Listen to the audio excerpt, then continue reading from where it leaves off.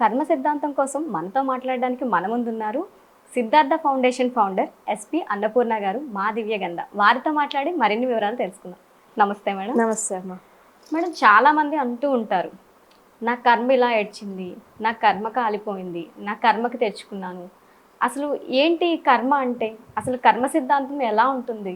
భారతదేశంలో మనకి పూర్వకాలం నుంచి ఎన్నో రకాల యోగాలు ఉన్నాయి.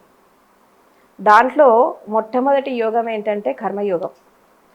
ఎందుకంటే మనిషి భూమి మీద జన్మించాక, అందుకే ఈ భూమిని ఏమంటారు? కర్మభూమి అంటూ ఉంటాం. ఎందుకు కర్మభూమి అంటే, ప్రతి మనిషి కూడా ఒక లైఫ్ని తీసుకొని భూమి మీదకి వచ్చాక ఏదో ఒక పర్పస్ తీసుకొని వస్తాడు, ఒక ఉద్దేశం, ఒక లక్ష్యాన్ని తీసుకొని వస్తాడు. అంటే everybody born on this earth with some purpose.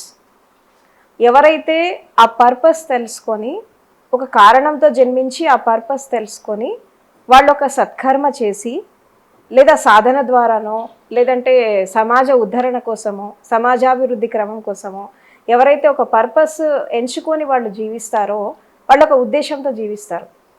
So వాళ్ళు చేస్తున్నటువంటి కర్మ ఏంటంటే అది సత్కర్మ.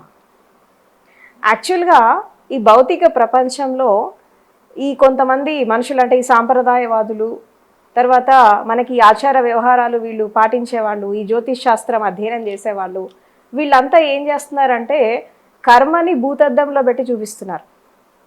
అదేదో పెద్ద దయ్యంలాగా. అందుకే కర్మ అంటే ఏంటి? సింపుల్గా చెప్పంటే వర్క్, పని. కర్మ అంటే పని, అంటే శారీరకంగా, మానసికంగా, హృదయపరంగా చేసేటటువంటి పని. శారీరకంగా మనం భౌతిక ప్రపంచంలో పనిచేస్తున్నాం, అదేవిధంగా మానసికంగా ఆలోచనల ద్వారా ఒక కర్మ జరుగుతుంది, తర్వాత భావాల ద్వారా కర్మ జరుగుతుంది. అయితే ఒక వ్యక్తి లోపల ఈ యొక్క భావము, ఆలోచన, తర్వాత శరీరంతో చేసే కర్మ మూడు బ్యాలెన్స్గా ఉన్నప్పుడు దాన్ని సత్కర్మ అంటారు. ఎప్పుడైతే ఒక దుర్భావన పెట్టుకొని, చెడు భావన పెట్టుకొని ఎప్పుడైతే మనం ఒక పని చేస్తామో, అది మానసికంగా చేసినా, హృదయపరంగా చేసినా, లేదంటే మనకి శారీరకంగా చేసినా, దాన్ని మనం దుష్కర్మ అంటాం. సత్కర్మ, దుష్కర్మ, రెండు రకాల కర్మలు ఉంటాయి ప్రపంచంలో. అంటే మంచి పనులు, చెడ్డ పనులు. అయితే ఇక్కడ ఈ కర్మ సిద్ధాంతాన్ని పట్టుకొని నా కర్మ ఇలాగే ఉంది, నా కర్మ కాలిపోయింది అని ఎందుకంటారంటే, ఈ ప్రపంచంలో దాదాపు ఒక 90% పీపుల్, అబోవ్ 90% పీపుల్ వాళ్ళు అన్కాన్షియస్నెస్లో లైఫ్ లీడ్ చేస్తున్నారు, అజాగృతిలో. వాళ్ళ జీవితంలో దుఃఖం ఎందుకు ఉంది అంటే, వీళ్ళు ఏం చేస్తారంటే వీళ్ళకి కర్మ చేస్తున్నప్పుడు, అంటే పని చేస్తున్నప్పుడు అవేర్నెస్ ఉండదు, ఫలితం వచ్చినప్పుడు ఏడుస్తారు. దుఃఖం ఎందుకు వస్తుంది అంటే, నువ్వు కర్మ చేసినప్పుడు ఇది మంచా, ఇది చెడా, నేను చెయ్యాలా వద్దా అని విచక్షణ లేకుండా చేసినటువంటి పనుల ద్వారా జీవితంలో దుఃఖం వచ్చేస్తుంది. ఈ దుఃఖం వచ్చినప్పుడు ఏం చేస్తారు వాళ్ళు? నేను చెడు పని చేశాను కాబట్టి నాకు ఇది రిజల్ట్ వచ్చింది అని ఆలోచించరు. అనుకోకుండా భగవంతుడిని నిందిస్తారు, కుటుంబాన్ని నిందిస్తారు, సమాజాన్ని నిందిస్తారు, అండ్ అదేవిధంగా తోటి మనుషులను నిందిస్తూ ఉంటారు. వాళ్ళ వల్ల నేను ఇలా అయినా, లేదా దేవుడు నా పైన చిన్నచూపు చూశాడు, లేదంటే తల్లిదండ్రిని తిడతారు, అంటే జన్మనిచ్చిన తల్లిదండ్రులు తిడతారు, ఇంట్లో వాళ్ళని తిడతారు. ఎందుకు తిడతారు అంటే వీళ్ళు చేసిన తప్పు వీళ్ళు ఒప్పుకోరు. ఇప్పుడు మనకి మామిడి పళ్ళు తినాలని ఉందనుకోండి, మనము మామిడి విత్తనాన్ని నాటాలి. వేప విత్తనం నాటి మామిడి పళ్ళు రావాలంటే వస్తాయా? ప్రకృతికి విరుద్ధంగా ఏం జరగదు కదా జనరల్గా. కానీ కర్మ కూడా చేసేటప్పుడు విత్తనం లాంటిదే కర్మ అనేది. పని అని ఒక విత్తనం. ఆ విత్తనం నువ్వు మంచిది నాటుతున్నావా, చెడు నాటుతున్నావా, దాన్ని బట్టి రిజల్ట్ వస్తుంది. ఇప్పుడు చాలా మంది అంటూ ఉంటారు, అంటే నిజంగానే కొంతమంది ఏమీ చెయ్యకుండానే ఎవరో చేసిన తప్పకి వాళ్ళు పనిష్మెంట్ అనుభవిస్తూ ఉంటారు, వాళ్ళ ఇన్నోసెన్స్ వల్ల, దేని వల్ల. మరి అలాంటి వాళ్ళు కూడా ఈ కర్మ బారిన పడి బాధపడుతూ ఉన్నారు కదా. ఇప్పుడు యాక్చువల్గా అమ్మ, ఎవరో చేసినటువంటి పనులకి వీళ్ళ కర్మకి సంబంధం లేదు. కాకపోతే ఏమవుతుందంటే ఎదుటి వాళ్ళు చేసిన తప్పులు, అంటే తప్పులు ఈజ్ నథింగ్ బట్ ఏంటంటే నిందలు, అవమానాలు, స్పర్ధలు, ఎదుటి వాళ్ళ వల్ల శారీరకంగా, మానసికంగా ఇబ్బంది పడడం, ఇదంతా వీళ్ళది కాదు, ఎదుటి వాళ్ళది. కాకపోతే ఏంటంటే వీళ్ళు చెడు చేసినప్పుడు, చెడు చేస్తున్నారంటే ఏంటి? హింసిస్తున్నారు వీళ్ళని. శారీరకంగా, మానసికంగా, మాటలతోనో, చేతలతోనో, కర్మలతోనో హింసిస్తున్నారు. హింసిస్తున్నప్పుడు ఆ హింసని తట్టుకోలేక వాళ్ళు అలా మాట్లాడతారు. కానీ వాళ్ళు చేసినటువంటి పాపంలో వీళ్ళకి సంబంధం లేదు. ఫర్ ఎగ్జాంపుల్ ఇక్కడ ఎలా ఉంటుందంటే, ఇప్పుడు వైఫ్ అండ్ హస్బెండ్ ఉన్నారు.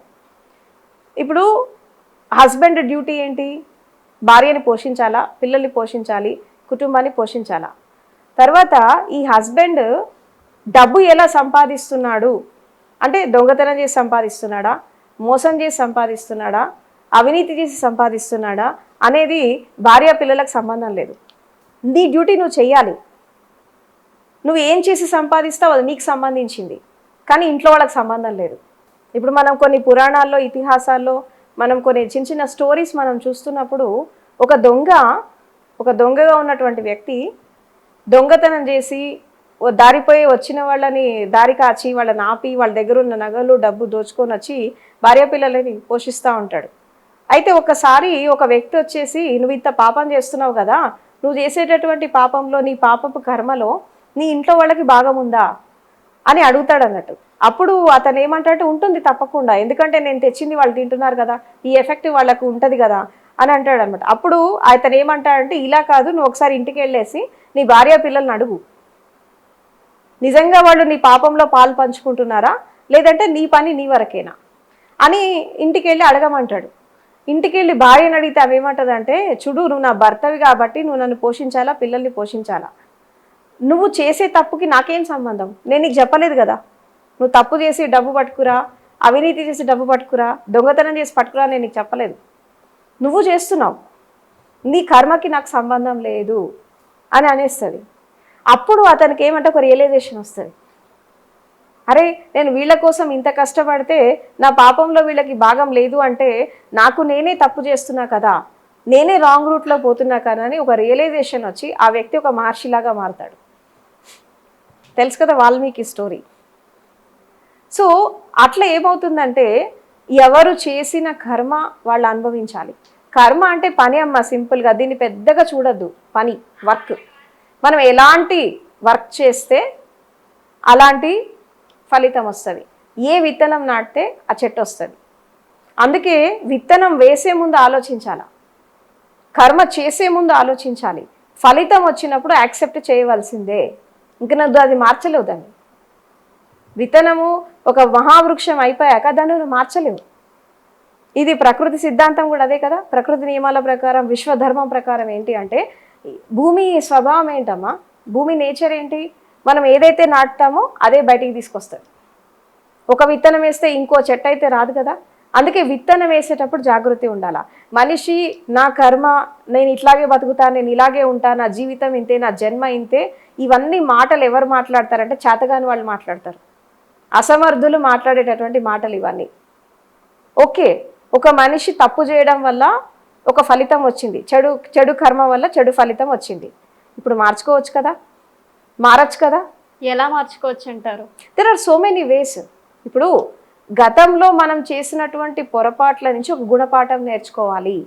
ఓకే, గతంలో నేను ఈ పని చేసినందుకు నాకు ఈ రిజల్ట్ వచ్చింది కాబట్టి ఇంకోసారి నేను దీన్ని రిపీట్ చేయొద్దు. రియలైజేషన్.